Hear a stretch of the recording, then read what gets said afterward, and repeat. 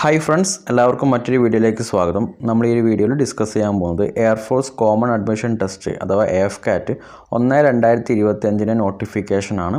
അപ്പോൾ ഇതിൻ്റെ കൂടെ തന്നെ NCC സ്പെഷ്യൽ എൻട്രിയും വിളിക്കുന്നുണ്ട്. ഓഫീസർ പോസ്റ്റാണിത്. ഇതിലേക്ക് നിലവിലുള്ളത് ഷോർട്ട് സർവീസ് കമ്മീഷനിലാണ് വിളിച്ചിട്ടുള്ളത്. കോഴ്സ് തുടങ്ങുന്നത് 2026 ജനുവരിയിലാണ്. അതുമായി ബന്ധപ്പെട്ട കുറച്ച് കാര്യങ്ങളാണ് ഈ ഒരു വീഡിയോയിൽ ഉൾപ്പെടുത്തിയിട്ടുള്ളത്. അപ്പോൾ ഇവിടെ ആപ്ലിക്കേഷൻ ഡേറ്റ് തുടങ്ങുന്നത് 2 ഡിസംബർ 2024 ഇവിടെ ഡേറ്റ് കൊടുത്തിട്ടുണ്ട്. ദെൻ ആപ്ലിക്കേഷൻ ക്ലോസ് ചെയ്യുന്നത് 31 ഡിസംബർ 2024 ഗ്രാജുവേറ്റ് ആയുള്ളവർക്കും പിന്നെ നമ്മുടെ നോർമൽ ഡിഗ്രി ഉള്ളവർക്കും ഈ ഒരു പോസ്റ്റിലേക്ക് അപേക്ഷിക്കാം. അപ്പം ഇതിൻ്റെ എഡ്യൂക്കേഷണൽ ക്വാളിഫിക്കേഷൻ ഒന്നും ഈ ഷോർട്ട് നോട്ടീസിൽ നിലവിൽ കൊടുത്തിട്ടില്ല. അപ്പോൾ ഞാൻ മുന്നേ ചെയ്തിട്ടുള്ള എയർഫോഴ്സിൻ്റെ നോട്ടിഫിക്കേഷനിലെ ഡീറ്റെയിൽഡ് വീഡിയോയുടെ ലിങ്ക് ഞാൻ ഡിസ്ക്രിപ്ഷനിൽ നൽകുന്നുണ്ട്. നിങ്ങൾക്കത് നോക്കിയിട്ട് അതിൻ്റെ എഡ്യൂക്കേഷണൽ ക്വാളിഫിക്കേഷൻസൊക്കെ കൃത്യമായിട്ട് മനസ്സിലാക്കാം. നമ്മളിതിലെ വേക്കൻസിയാണ് ഇനി നോക്കുന്നത്. AFCAT എൻട്രിയിൽ ഫ്ലൈയിങ് ബ്രാഞ്ചിൽ മെന്നിന് 21 ഒഴിവുകളും വിമണിന് 9 ഒഴിവുകളാണുള്ളത്. രണ്ടും ഷോർട്ട് സർവീസ് കമ്മീഷനാണ്. ഇനി ഗ്രൗണ്ട് ഡ്യൂട്ടി അതിൽ ടെക്നിക്കൽ ബ്രാഞ്ചിൽ AEL എന്ന് പറഞ്ഞിട്ടുണ്ടെങ്കിൽ എയറോനോട്ടിക്കൽ എഞ്ചിനീയറിംഗ് ഇലക്ട്രോണിക്സ് ആണ്. അതിൽ മെന്നിന് 95 ഒഴിവും വിമണിന് 27 ഒഴിവാണുള്ളത്. Next AEM aeronautical engineering mechanical മെന്നിന് 53 ഒഴിവുകളും വിമണിന് 14 ഒഴിവുകളാണുള്ളത്. ഇനി ground duty non technical branches അതിൽ അഡ്മിനിസ്ട്രേഷനിൽ വരുന്നത് മെന്നിന് 42 ഒഴിവുകളും വിമണിന് 11 ഒഴിവുകളാണ്. ഇനി ലോജിസ്റ്റിക്സിൽ വരുന്നത് മെന്നിന് 13 ഒഴിവുകളും വിമണിന് 3 ഒഴിവുകളാണുള്ളത്. അക്കൗണ്ട്സിലേക്ക് വരുന്നത് മെന്നിന് 11 ഒഴിവുകളും വിമണിന് 2 ഒഴിവുകളാണുള്ളത്. നെക്സ്റ്റ് എഡ്യൂക്കേഷൻ ബ്രാഞ്ചിലേക്ക് മെന്നിന് 7 ഒഴിവുകളും വിമണിന് 2 ഒഴിവുകളാണുള്ളത്. നെക്സ്റ്റ് മെറ്റീരിയോളജിയിൽ വരുന്നത് മെന്നിന് 7 ഒഴിവും വിമണിന് 2 ഒഴിവാണുള്ളത്. നെക്സ്റ്റ് NCC സ്പെഷ്യൽ എൻട്രിയിലേക്ക് ഫ്ലൈയിങ് ബ്രാഞ്ചിലേക്ക് മാത്രമാണ് ഇപ്പോൾ വിളിച്ചിട്ടുള്ളത്.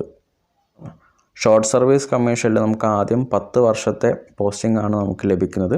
പിന്നെ നമ്മളുടെ സർവീസ് ഹിസ്റ്ററി നോക്കിയിട്ട് നമുക്ക് 4 വർഷം കൂടെ എക്സ്റ്റെൻഡ് ചെയ്യാം. ഇനി ഇതിൻ്റെ ഏജാണ് പറയാൻ പോകുന്നത്. ഫ്ലൈയിങ് ബ്രാഞ്ചിലേക്ക് 20 മുതൽ 24 വയസ്സ് വരെയുള്ളവർക്കാണ് അപേക്ഷിക്കാൻ പറ്റുന്നത്. ഡേറ്റ് ഓഫ് ബർത്ത് 2026 ജനുവരി 1 അടിസ്ഥാനമാക്കിയിട്ടാണ് കണക്കാക്കുന്നത്. അപ്പോൾ ഇവിടെ പറയുന്ന ഡേറ്റ് ഓഫ് ബർത്ത് എന്ന് പറയുന്നത് 2002 ജനുവരി 2 2006 ജനുവരി 1 ഇടയിൽ ജനിച്ചവർക്കാണ് ഈ ഒരു പോസ്റ്റിലേക്ക് അപേക്ഷിക്കാൻ പറ്റുന്നത്. പിന്നെ കൊമേഴ്ഷ്യൽ പൈലറ്റ് ലൈസൻസ് ഉള്ളവർക്ക് അതിൻ്റേതായിട്ടുള്ള ഏജ് റിലാക്സേഷൻ ഉണ്ട്. നെക്സ്റ്റ് ഗ്രൗണ്ട് ഡ്യൂട്ടി ടെക്നിക്കലും നോൺ ടെക്നിക്കലും ബ്രാഞ്ചസിനും 20 മുതൽ 26 വയസ്സ് വരെയുള്ളവർക്ക് അപേക്ഷ കൊടുക്കാം. അതിൽ 2026 ജനുവരി 1 അടിസ്ഥാനമാക്കിയിട്ടാണ് പ്രായം കണക്കാക്കുന്നത്.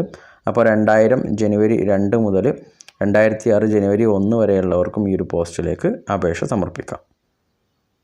ട്രെയിനിങ് തുടങ്ങുന്നത് ജനുവരി 2026 ഫസ്റ്റ് വീക്കിലാണ്. 52 ആഴ്ചയാണ് ട്രെയിനിങ് ഉണ്ടാവുന്നത്.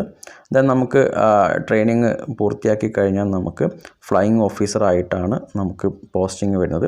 സാലറി സ്കെയിൽ വരുന്നത് 56,100 രൂപ മുതൽ 1,77,500 രൂപ വരെയാണ്.